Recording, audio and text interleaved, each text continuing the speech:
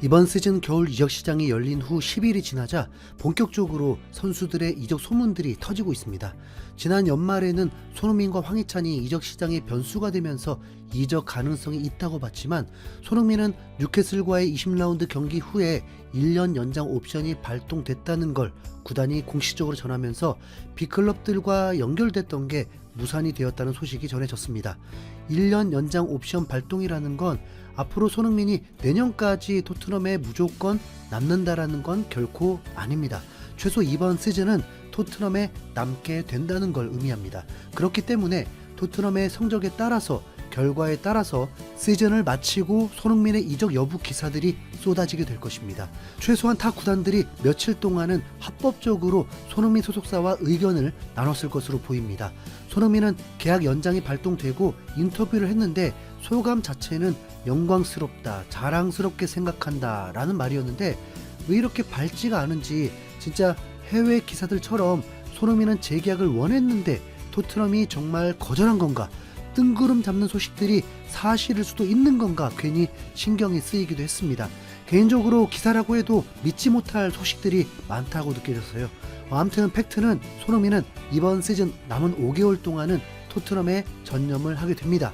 그리고 황희찬은 올 시즌 부상과 전술 수정으로 울버햄튼에서 입지가 불안해지면서 하필 울버햄튼의 성적까지 추락을 하다 보니까 황희찬을 이적시키는 분위기로 흐르다가 울버햄튼 오닐 감독이 경질이 되고 난 후에 황희찬이 2경기 연속 득점을 하면서 제대로 살아났고, 다시 소속팀에서 안정적인 출전으로 좋은 활약이 예상되었는데, 그 사이에 웨스트햄 이적설이 불거지면서 주목을 받게 되었습니다. 당연히 울버햄튼보다는 웨스트햄 이적이 더 관심 가질 수밖에 없고, 황희찬도 시골보다는 런던에 있는 게 아무래도 더 좋겠죠. 급물살을 타고 있었던 이유는 웨스트햄의 감독이 로페테기 감독이었고 2년 전에 울버햄튼 감독이었기 때문에 황희찬도 누구보다 잘 알고 있었던 감독인 만큼 가능성을 높게 봤었습니다. 하지만 갑자기 로페테기 감독이 9일 경질이 되었고 포터 감독이 선임되면서 황희찬 이적은 물거품이 되었다고 소식들이 전해졌습니다. 그래서 손흥민과 황희찬은 올 시즌은 이적 없이 팀을 위해 뛰게 될 것입니다. 손흥민은 우승컵을 위해서, 황희찬은 잔류를 위해서. 그런데 또 한 명의 한국 선수가 뜨겁게 달궈지고 있습니다. 이강인입니다. 이강인은 파리 생제르맹 2년차가 되었고 팀에 매우 적응을 잘하면서 우승 트로피를 벌써 4개를 들어올렸고, 올 시즌에는 리그에서만 6골 2도움을 기록하면서 공격수로서의 진가를 유감없이 발휘하면서 엔리케 감독의 신임을 받고 활약하고 있습니다. 주전이냐 아니냐로 해외 기사들이 나오긴 하지만 파리 생제르맹은 리그가 인정을 못 받을 뿐이지 세계적인 빅클럽으로 인정받고 있고 선수들의 가치도 매우 높기 때문에 리그에서 선발 9번, 교체 7번 출전으로 리그 전 경기 출전 중이라면 충분히 인정받고 활약하고 있는 것입니다. 빅클럽은 리그만 전념이 아니라 챔피언스 리그 그리고 다른 컵 대회까지 주중에 있기 때문에 로테이션은 필수거든요. 이강인과 포지션 경쟁이 될 수 있는 덴벨레가 선발 10번이었거든요.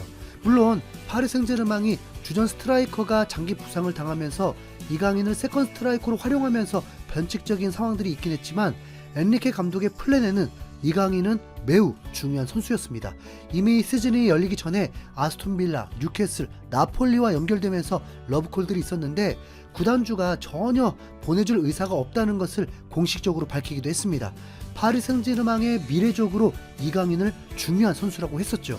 이강인 또한 인터뷰를 통해서 파리에서의 생활을 매우 만족하고 있었고 가족들도 안정적으로 지내고 있다고 했습니다.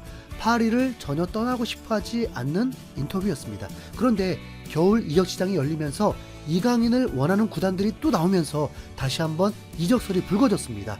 이강인의 플레이가 보여지면 보여질수록 주가가 올라가고 있고 이강인을 원했던 클럽들의 레벨도 올라가는 상황이 되었습니다. 그냥 찌라시로 나온 게 아니라 아스날, 맨유에서 원하는 선수라고 나온 것입니다. 이미 이 소식이 처음 나왔을 때는 파리 생제르맹이 거들떠 보지도 않는 듯 거절할 것이라고 나왔고 파브리지오 로마노 기자도 프리미어리그 두 팀의 관심에도 불구하고 PSG는 이강인의 1월 이적을 고려하지 않고 있다. 이강인은 구단의 높은 평가를 받고 있다. 구단의 입장은 여전히 분명하다라고 했습니다.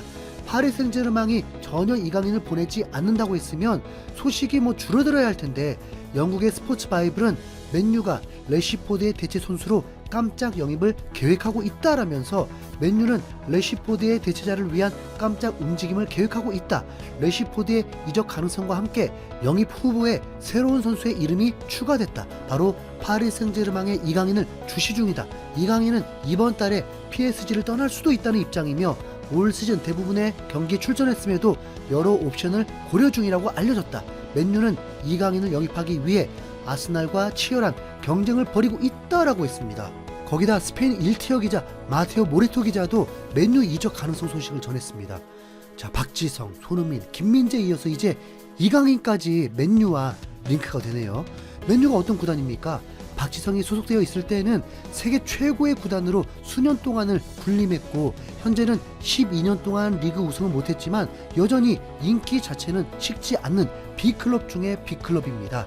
그렇게 무시하려고 해도 유로파리그 우승도 하고 카라바오컵, FA컵 우승하면서 토트넘과는 급이 다른 B클럽입니다. 맨유에서 이강인을 원한다는 건 매우 현실적인 상황입니다. 맨유는 총체적 난국 상황으로 리그도 추락을 한 상태고 토트넘과 다르게 미래가 밝은 상황도 아닙니다. 선수들을 다 물갈이해야 한다는 말들이 계속 나오고 있고 기대할 만한 선수들이 없습니다. 래시포드의 대체자라 그건 좀 이견이 있을 것 같습니다. 스타일도 다르고 포지션도 다르니까요. 그런데 래시포드의 10번을 가져올 수는 있죠.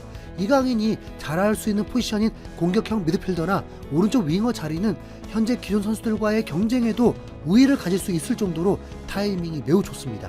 아스날도 좋긴 하지만 현재 자원들의 레벨이 파리 생제르맹 못지않아서 더 유리한 상황을 만들지 못할 수 있습니다. 현재 성적 기준으로 보면 이강인은 맨유를 가는 게 더 큰 손해입니다. 파리 생제르맹은 해마다 챔스를 나갈 수 있는 팀이니까요. 반면에 맨유는 지금 중하위권 팀으로 전락했고 프리미어리그 순위 경쟁은 너무 치열해서 맨유가 3, 4년 리빌딩으로 성공하지 않는 이상 답이 없어 보일 정도입니다. 그럼에도 이강인의 맨유행을 바라는 이유라면 맨유는 다시 명성을 찾을 수 있는 가능성이 높은 구단이기 때문입니다. 해마다 선수 영입 실패로 힘든 것이고 2년 전에는 그래도 3위를 했습니다. 원하는 선수라면 확실히 돈을 써서라도 영입도 하니까요. 맨유가 이강인 영입을 포기하지 않았으면 좋겠네요. 풋볼 팬캐스트에서는 이강인을 레알 마드리드 비니시우스와 비교할 정도로 극찬을 했는데, 이강인은 비니시우스와 비슷한 선수다. 두 선수는 뛰어난 볼 운반 능력과 상대를 제친 뒤 안쪽으로 들어오는 능력이 매우 유사하다. 이강인이 맨유에서 이런 자질을 재현할 수 있다면 그는 한국판 브라질 센세이션을 일으킬 수 있는 엄청난 쿠데타다라고 한 것입니다. 23살이 되니까 이제야 이강인의 평가가 제대로 나오게 되네요. 솔직히 이적이 될 확률이 매우 높다까지는 아닐 수 있지만 이강인을 제대로 평가하는 것만으로도 이제 마음이 놓이는 것 같습니다. 이강인의 이적료는 700억 정도로 나오고 있습니다. 23살에 700억인 겁니다. 이강인이 몸 관리 잘해서 부상 없이 한국의 위상을 높여주길 응원합니다. 흰수염고리였습니다. 감사합니다.